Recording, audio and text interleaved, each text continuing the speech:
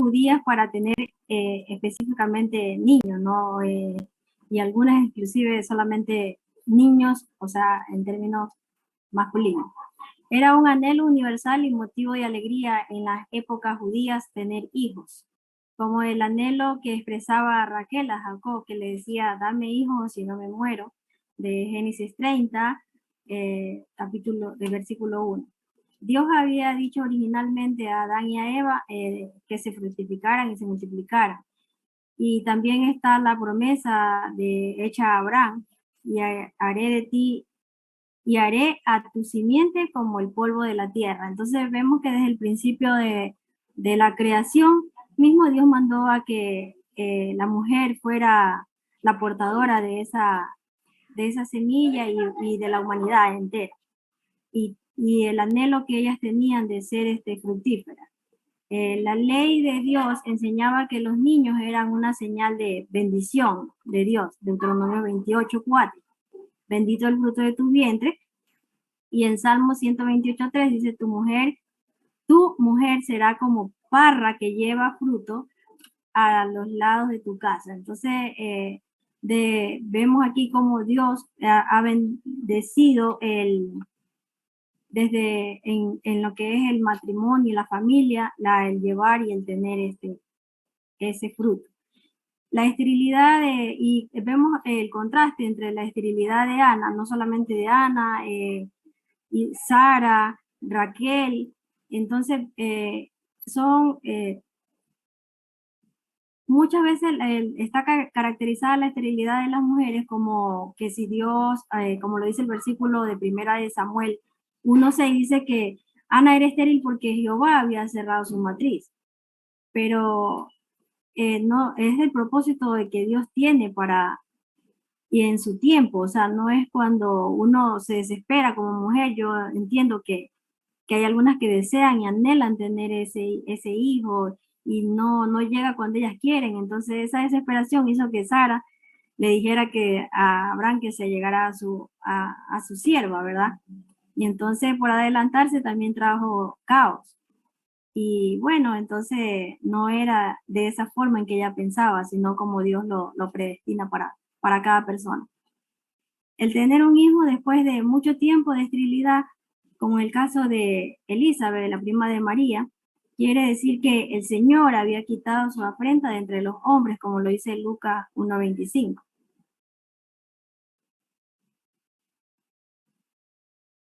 ¿Por qué la preferencia de los hebreos por tener hijos varones? O específicamente entre los árabes de Palestina hay siempre un deseo de parte de los padres para que el recién nacido sea un niño en vez de una niña. Y no solamente en ellos, sino también a veces en nosotros, en nuestra vida, también queremos tener a veces un varón para que siga, digamos, no se pierda el apellido, cosas así que llaman los hombres, ¿no? Pero creo que los niños todos son una bendición. Siempre utilizaban con frecuencia estas bendiciones. Que las bendiciones de Alá sean sobre ti, que tu sombra nunca se empequeñezca, que todos tus hijos sean niños y no niñas. Bueno, ahí es, ellos siempre querían tener varones, entonces por eso preferían que fueran varones. Cada vez que nace un varón se acostumbra a hacer una fiesta o reunión con familiares y amigos el primer viernes en la noche de su nacimiento. A esta tradición se le llama Salón Hazar y suele ser traducida como el tiempo de desearle paz al niño. Los niños son siempre como más deseados porque existe la tendencia de aumentar el tamaño, riqueza o importancia del grupo familiar o clan. Acordémonos que cuando ellos formaban sus campamentos, siempre estaban en grupos y se va aumentando, se va agrandando a medida que el joven iba dando también su riqueza, la casa del padre. Los hombres aumentan la casa, en cambio de las mujeres se dice que menguan, o sea que las tienen ahí, digamos que encerradas en sus casas hasta que cumplen la edad para ser pedidas que ya lo hemos visto anteriormente, que a los 12 años se pedían para ser esposas al siguiente año. Cuando se casan estas mujeres o estas chicas, se van a vivir en cambio a la casa del esposo. La actitud de los árabes actualmente fue siempre la actitud del pueblo hebreo del Antiguo Testamento. En los judíos cristianos, en cambio, la mujer hebrea esperaba y deseaba tener un niño. ¿Por qué deseaba? Porque ella siempre esperaba que su hijo fuera el Mesías, acordándose siempre de las profecías mesiánicas que estaban en la Biblia. Sin duda estaba siempre en los labios de cada mujer hebrea que no será quitado el cetro de Judá y el legislador de entre sus pies hasta que venga Silo. ¿Qué es Silo? Bueno, es el enviado en el término hebreo de Génesis 49:10. Saldrá estrella de Jacob y levantase cetro de Israel en Números 24:17. Es por eso que ellas siempre anhelaban tener un varón y otro varón y otro varón, entonces esperando y confiando que iban a tener al Mesías o que una de ellas tal vez iba a ser la elegida. Esto conservaba la esperanza de la venida del Mesías y era causa de que las madres judías deseaban un niño en cada alumbramiento y que quizás ella pudiera ser la madre del enviado. El cuidado del infante. Por años, los orientales de las tierras bíblicas han cuidado de los niños tal como cuando nació Jesús. En vez de permitir al niño libre uso de sus extremidades como las manos, las piernas, bueno, ellos lo que hacían era enredarlo de manos y pies con bandas de pañales y así lo convertían como en un bulto desvalido, semejante a una momia como está en la imagen, o sea, lo envolvían todo. Pero primeramente el niño al nacer era lavado o bañado y le frotaban sal, eran esas costumbres que ellos tenían. Sus piernas juntaban sus manos a los lados y los brazos, perdón, también. Entonces eran envueltos apretadamente con bandas de lino o a un algodón de 10 a 12 centímetros de ancho y de 4 a 5 metros de largo. Entonces, esa banda también pasaba por debajo de su barbilla y por su frente también. Entonces, quedaba cubierto de la cabeza hasta los... Una cosita, hermana. Sí. Usted recuerda, no sé si recuerda, pero cuando yo nací hace más de casi un siglo ya, hace un tiempo, yo recuerdo que siendo muchacho, yo veía que las mamás en esa época hacían así como un bollito a los niños. Sí, algunos le decían que era para que no se les arquee las piernas, otros decían que era porque dormía mejor, no se asustaba. Entonces yo digo que fue costumbre judía la que aprendieron las madres a hacer. Sí. Porque así lo hacían. Bueno, hoy en día ya no le hacen nada de eso, ¿no?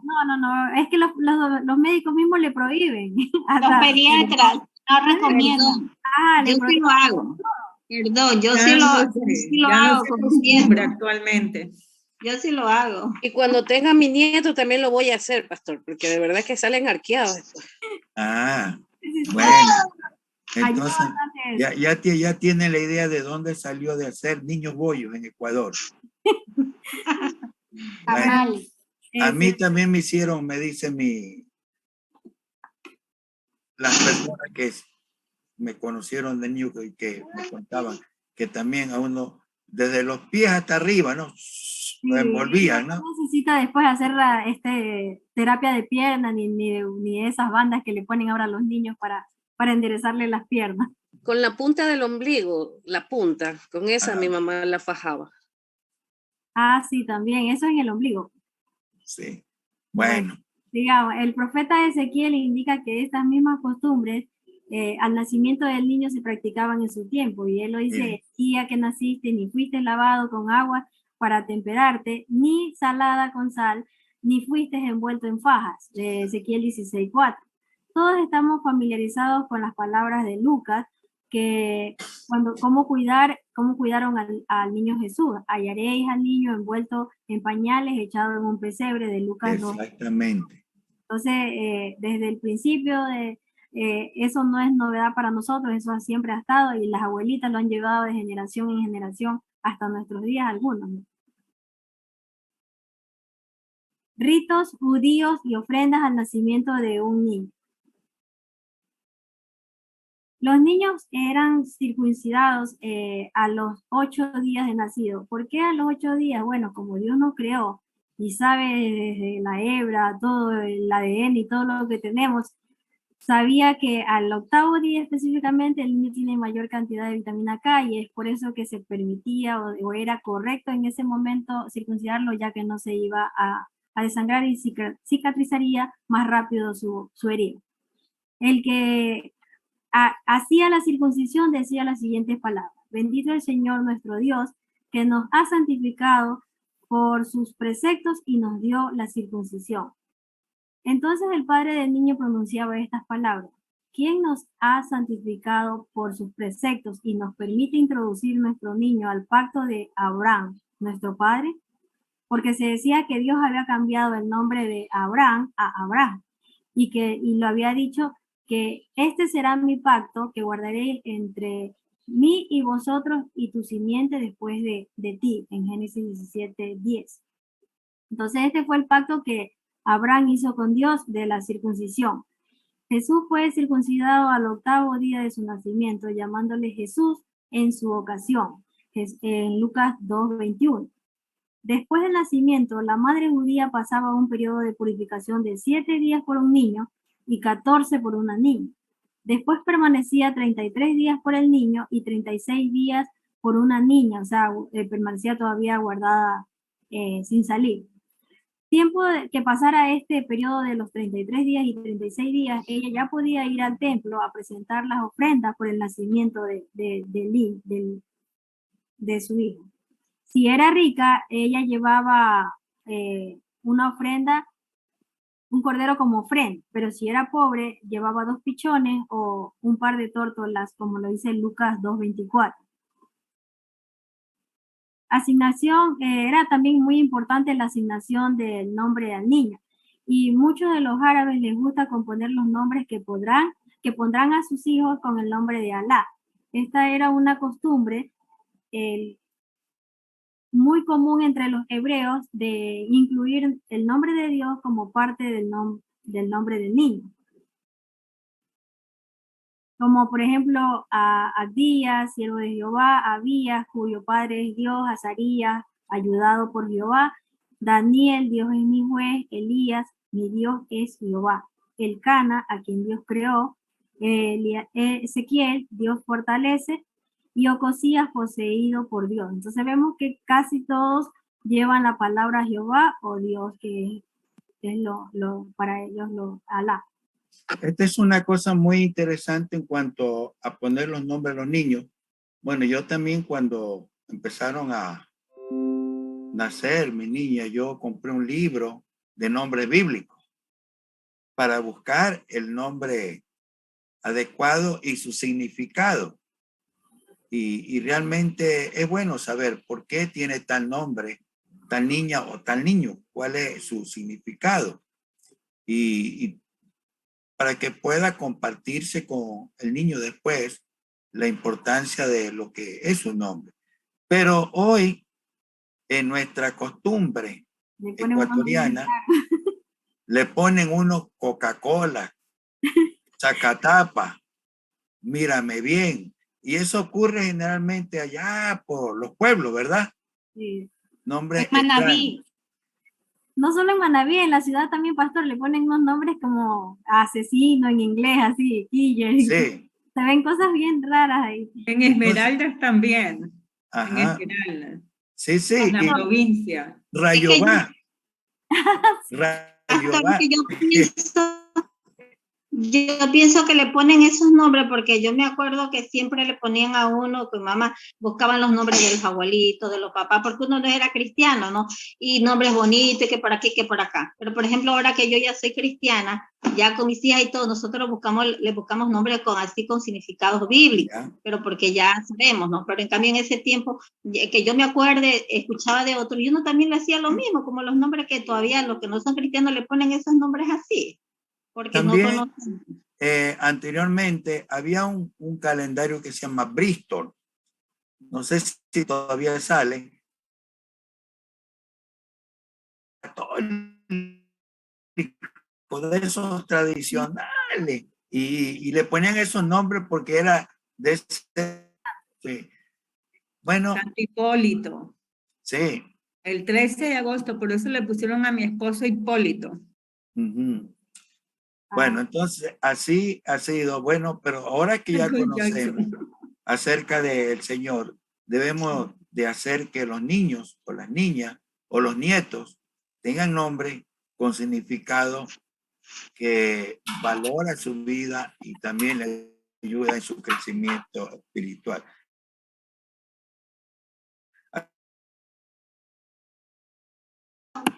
Que tanto nombre cree Como que, el jugador, pastor, Michael Jackson Quiñones. ajá, así es. Bueno, muy bien, sí, hermano.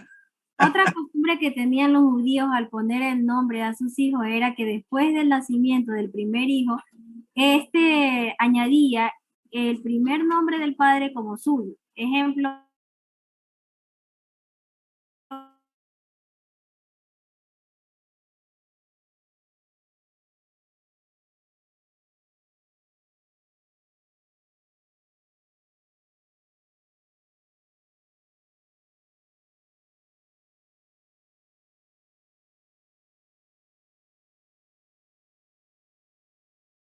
decir gemelos.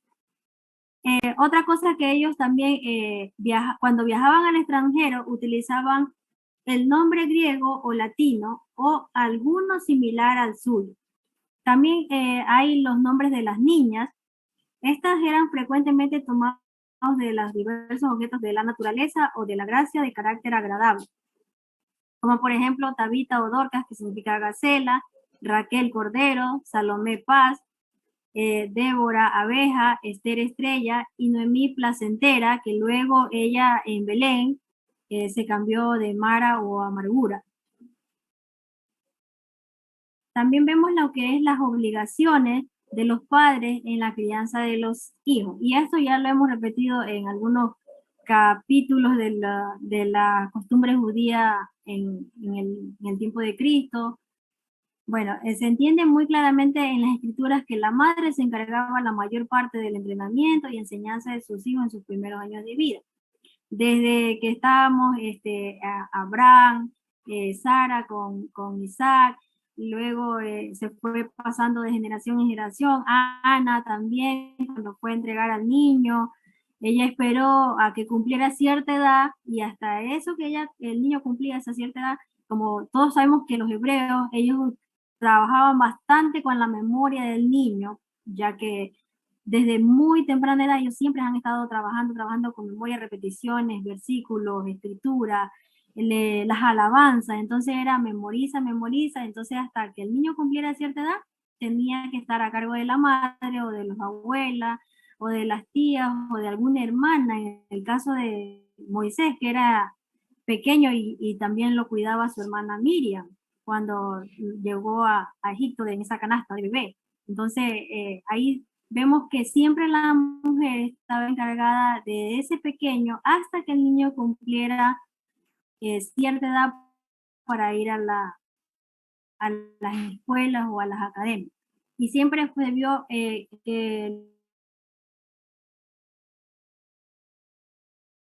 se encarga ya cuando es un joven, pero igual nunca el padre se preocupa de pequeño.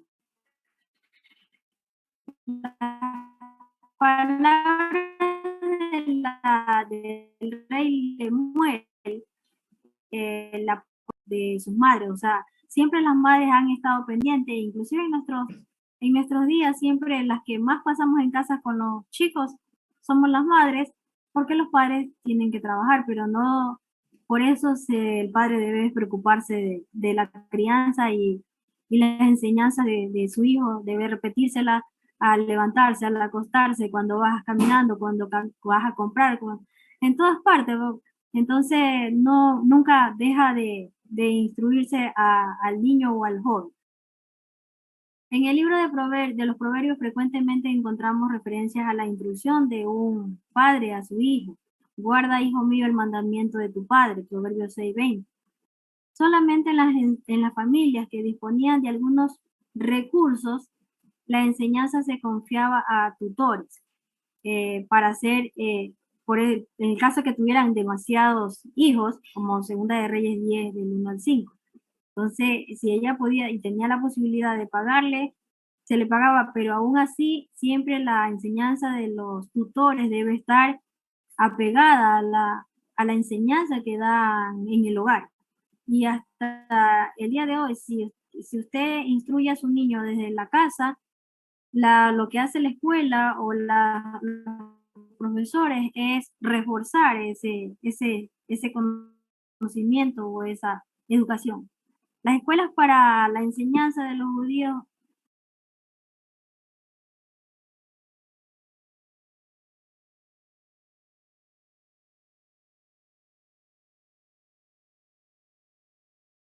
y muchos fueron enseñados desde el hogar. Eso es todo. Muchas gracias. Y aquí vemos que siempre ha sido la enseñanza en el hogar, papá, mamá, servicios. Como Jacob no pudo pagar de contado, dijo: te serviré 7 años por Raquel. El rey Saúl requería la vida de 100 filisteos como dote para que David asegurara a Mical con su esposa. Ahí vemos 2 ejemplos muy claros, miren. Razón de la dote para la novia era una costumbre establecida que al menos algo del precio de la dote sería dado a la novia. Esto era además de cualquier otra dádiva personal de los padres a la novia. Lea y Raquel se quejaron acerca de la mezquindad de su padre Labán. Acerca de ello dijeron: él nos vendió y aún se ha comido del todo nuestro precio. En Génesis 31:15. Labán disfrutó del beneficio de los 14 años del trabajo de Jacob, sin hacer la debida compensación, al menos por parte de ellos, como una dádiva para él y Raquel.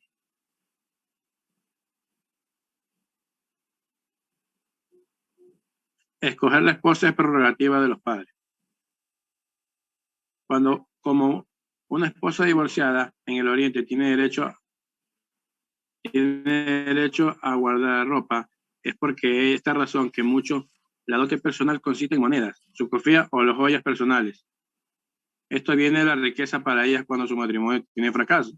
Es por eso que la dote es muy importante para la novia y se pone sobre tal énfasis en las negociaciones que precede el matrimonio para sacar la mayor ventaja.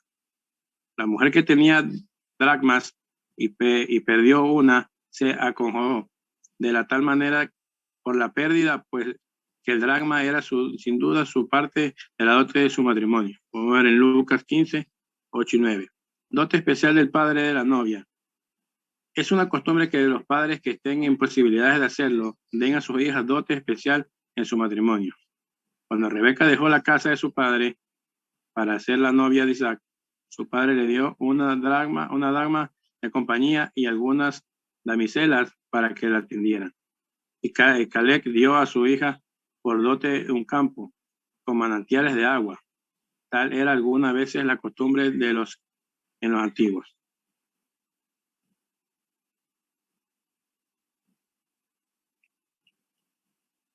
Los desposorios.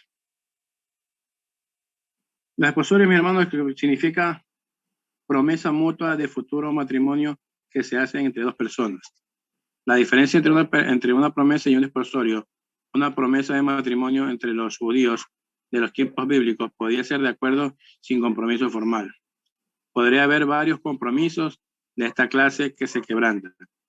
Eran los desposorios la unión más bien de una sencilla promesa. La promesa podía hacerse a un lado, pero el contrato responsable era considerado final. Los desposorios como un pacto. Entre los antiguos hebreos, los desposorios constituían un pacto hablado. Ezequiel representa a Dios como casándose con Jerusalén, y las siguientes palabras son las que él usa. Hiciste juramento y entré en concierto contigo, dice el Señor Jehová, y fuiste mía. Vamos a verlo en Ezequiel 16:8. Después del exilio de Israel, los desposorios incluían un documento escrito y firmado de matrimonio. Siguiente, Jorge. Un ratito ahí, hermano. En cuanto a esto de lo desposorio, era un pacto, un compromiso escrito, que podríamos decirlo legal, que se hacía entre el que solicitaba casarse con aquella señorita. Era un compromiso en el cual se llegaba a un cumplimiento. Es ni más ni menos lo que hoy en día, si algunos lo mantienen, es lo que llaman la petición de mano. Antes del matrimonio, primero los novios que han tenido un buen tiempo, un año, algunos van hasta 2 años, y luego se hace el pedido formal a los padres de la chica para un matrimonio más adelante, estableciendo fecha y haciendo arreglos junto con la familia. Cuando hacían estos desposorios que tenía aquí, había una responsabilidad, y la responsabilidad es que desde ese momento de la solicitud, el novio estaba responsable de sostener, de cuidar, de apoyar a la novia. Entonces, cuando uno hacía, bueno, yo sé que ahora no hacen nada de eso de petición de mano, nada, sino que le dice, oye, te quiero y nos vamos. Y lamentablemente a veces eso ocurre hasta ante el pueblo cristiano.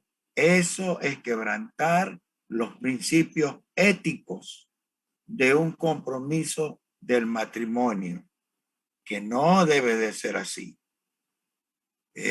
Para darle ejemplo, cuando yo conocí a la hermana Marta, pasamos un tiempo de amigos, después el compromiso de ser novio, pero aquí hubo una cosa.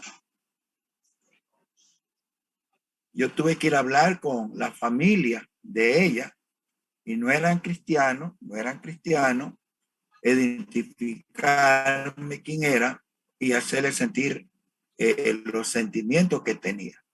Y luego llegamos al momento de lo que iba a ser la petición de mano para el matrimonio. Era como un desposorio. Y yo tenía que llevé al pastor de mi iglesia, y el pastor de mi iglesia hizo la ceremonia en la casa de la familia de mi esposa. Llevamos el anillo de compromiso para hacer un pacto, y desde ese momento yo era responsable del cuidado de ella, en su salud, en todo, como matrimonio. Entonces, esa es la responsabilidad que se estaba dando con este desposorio allí en el pueblo de Israel, que son ejemplos bíblicos que yo creo que también se debe de seguir hoy en día. Sigue, hermano. Amén. La ceremonia del desposorio. Los desposorios se celebran de la siguiente manera. La familia del novio y la novia se reunían con algunas otras que servían de testigos. El joven daba a la joven ya un anillo de oro o algún otro artículo de valor, o simplemente un documento en el que prometía casarse con ella. Entonces él le decía, veis por este anillo que tú estás reservada para mí, de acuerdo con la ley de Moisés y la de Israel. Diferencia entre los desposorios y el matrimonio mismo. Los desposorios no eran lo mismo que el matrimonio. Por lo menos pasaba un año entre uno y otro. Entre dos eventos no deben confundirse. La ley dice, ¿y quién se ha desposado con mujer y no la ha tomado? Deuteronomio 27. Estos dos eventos se diferencian: desposar a una esposa y tomarla, es decir, en matrimonio efectivo. Era durante este periodo de un año entre el desposorio y el matrimonio que María se halló haber concebido un hijo en el Espíritu. Mateo 1:8, lo podemos ver. Siguiente.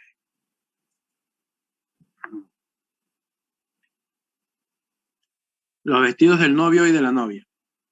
Cuando llegaba la noche en que debían principiar las festividades del matrimonio y era tiempo de ir por la novia, el novio se vestía de rey, tanto como posible. Si era lo suficientemente rico para afrontar la situación, llevaba una corona de oro. De otra manera, sería una guirnalda de flores recién cortadas. Sus vestidos eran fumados con incienso y mirra. Su cinto era de seda de brillantes colores. Sus sandalias cuidadosamente adornadas con listones, y en esto daba la impresión de paños volantes, de capas sueltas con graciosos donaire, peculiar de la tierra del oriente. Por el momento, el campesino parecía un príncipe entre sus compañeros. Todos le pagan, la diferencia debida a su exalto rango. Por antes de seguir ahí Esta adelante, volviendo en cuanto a esta parte que tenía que ver con de la ceremonia en cuanto habló. ¿Recuerdan ustedes que en esta parte del desposorio, María y José habían hecho este pacto? Y había un problema. ¿Y cuál era el problema que se presentó ahí? María estaba embarazada. Estaba embarazada. Y eso causaba problemas porque entonces, ¿cómo es posible si yo te he pedido como esposa que sales embarazada? Y según la ley judía eso era terrible, terrible. Apedreamiento. Por eso es que José tuvo que tomar la mejor decisión. Mire, José no sabía nada hasta ese momento de que María había sido escogida para ser la sierva del Señor. Pero José fue un caballero en su forma de ser, de tratar el asunto para que María no fuera maltratada. Hizo dejarla secretamente. Así es. Pero gracias a la intervención de Dios se le comunicó a José lo que estaba pasando y José la recibió, la aceptó así como estaba. Entonces, hermano, ¿cuántas cosas se podrían arreglar hoy en día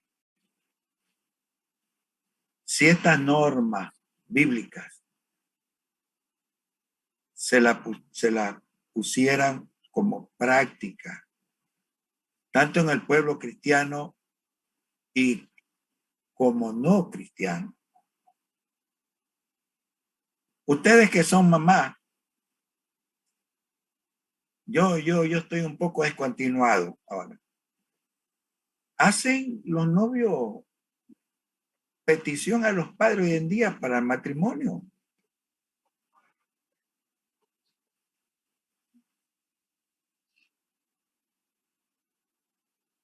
Depende de cómo sea de una familia y la otra, por eso es que es saber qué tipo de familia es.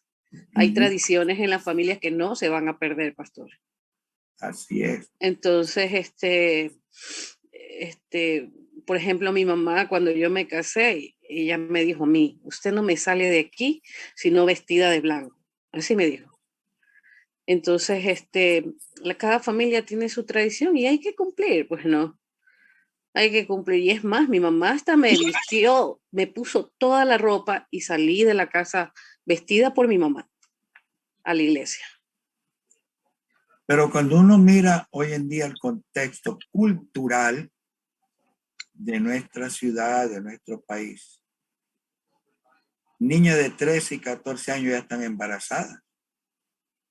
Pastor, pero mire, eso vemos nosotros desde la enseñanza, por eso la enseñanza ha cambiado rotundamente.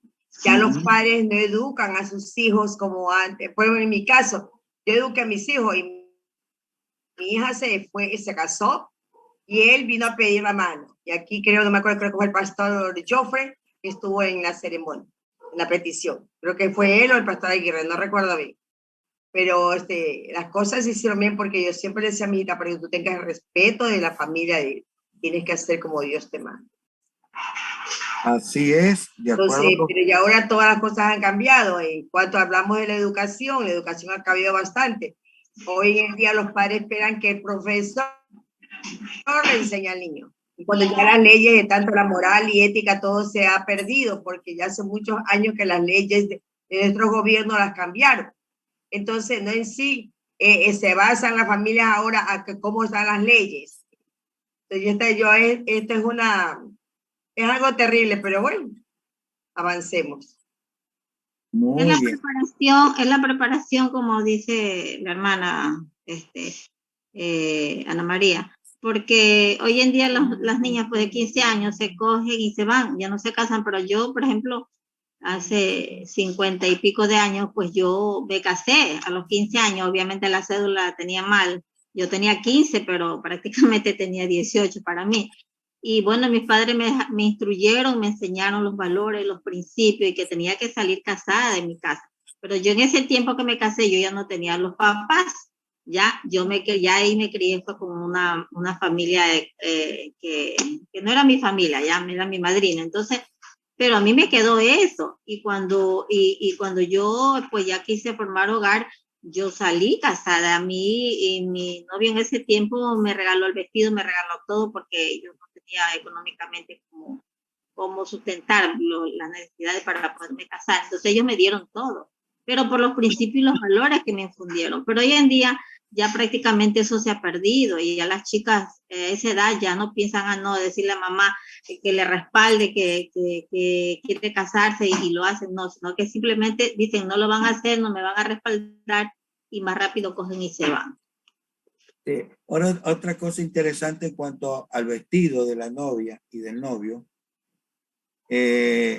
la costumbre de esa época, cómo iba vestido el novio y cómo debía de estar vestida la novia también. El novio como un rey, dice.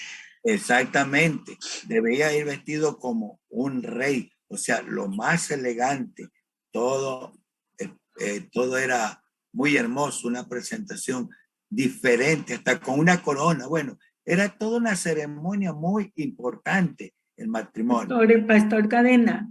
Sí. Esa es la figura que se usa para cuando venga el Señor Jesús. Exactamente. Como un rey. Así vendrá como un rey por su iglesia, así es. Pero era la forma también como lo hacía el pueblo de Israel. Ahora, una cosa interesante en cuanto a esto de el vestido y la presentación y la ceremonia, es algo que hasta ahora a mí me tiene un poco inquieto. No sé cuál es su apreciación, pero cuando uno ve todo cómo era la ceremonia, que es lo que el hermano va a leer ahí, aunque yo veo que está entrecortado, falta algunos detalles ahí, me deja un poco preocupado a mí. Y yo desde hace tiempo yo he venido conversando con varios pastores. Cuando la novia católica, hablamos del punto de vista, hace una selección en una iglesia católica para el matrimonio, es interesante el respeto, el orden que se da en ese lugar. Dice el sacerdote, los novios se casan a las 8 de la noche. ¿Y a qué hora cree que le llegan a la iglesia católica los novios? Antes de las 8 le llegan a la iglesia católica. Antes de las 8 porque el cura no los casa. El cura Antes no de la los hora casa. fijada. No los casa El y cura no pierden los todo casa. lo que han pagado. Así es. Así. En mi tiempo fue así, tenía que Pero estar en la iglesia antes. cristiana pregunta qué hora llegan. Ajá. Tarde. En mi caso fue lo irrespeto. contrario, mi novio se quedó dormido, pastor. ¿Para qué le voy a tomar?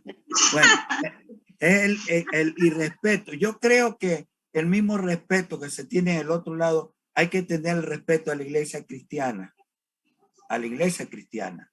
Y aún más, debemos ser tan generosos con nuestra iglesia, que la iglesia no nos cobra ni un centavo, ni el pastor no nos cobra nada.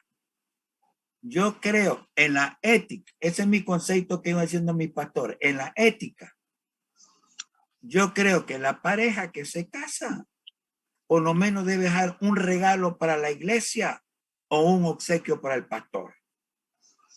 Así Porque no lo hacen, no cobra nada. Y estar exactamente a la hora. Ahora, vamos a ver cómo era la boda en esa época. Hermano Leo, continúe.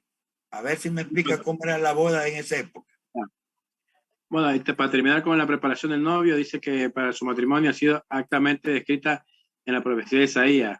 Dice, como me vistió de vestidos de salud, rodeándome de manto de justicia, como a novio de atavío y como a novia compuesta de sus joyas. Y Isaías 61:10 lo podemos ver.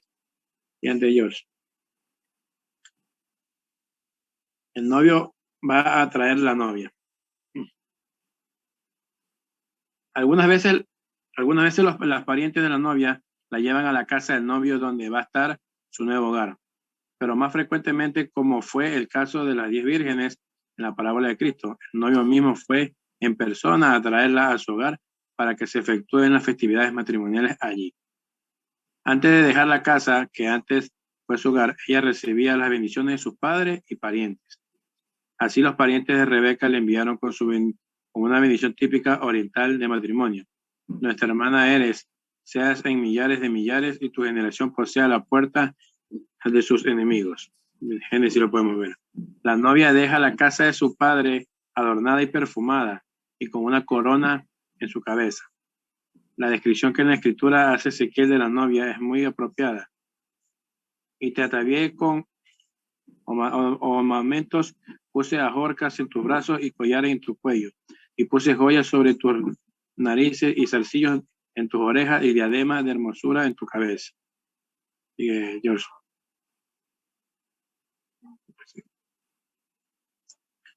La procesión matrimonial. El novio sale con la novia de la casa de su padre y le sigue una gran procesión por todo el camino de su casa, hasta su casa. Las calles de las ciudades asiáticas son oscuras y es necesario que cualquiera que se aventure por ellas en la noche lleve una lámpara o antorcha. A los convidados que no fueron a la casa de la novia se les permite unirse a la comitiva por el camino y van con él todo el grupo de las fiestas del matrimonio. Sin lámpara o antorcha, no pueden unirse a la procesión o entrar a la casa del novio. Al ir a la casa de la novia, a la del novio, ella dejaba su cabello suelto flotando y su cara estaba cubierta con un velo. Algunos de sus propios parientes le precedían en la procesión y regalaban mazorcas de maíz tostado para los niños a lo largo del camino. Habían demostraciones de alegría en todo el trayecto hasta su destino. Parte de la procesión eran hombres que tocaban tambores y otros instrumentos musicales y danzaban por todo el trayecto. Uno de los castigos profetizados por Jeremías para los judíos por causa de su pecado era el quitarle las alegrías del matrimonio. Y haré cesar de Judá y de las calles de Jerusalén voz de gozo y voz de alegría, voz de esposo y voz de esposa. Y Ahora sí, logra a entender cómo era el matrimonio. Lo que pasa es que el novio salía con todos los convidados de su casa, iba hasta la casa de la novia, la recogía para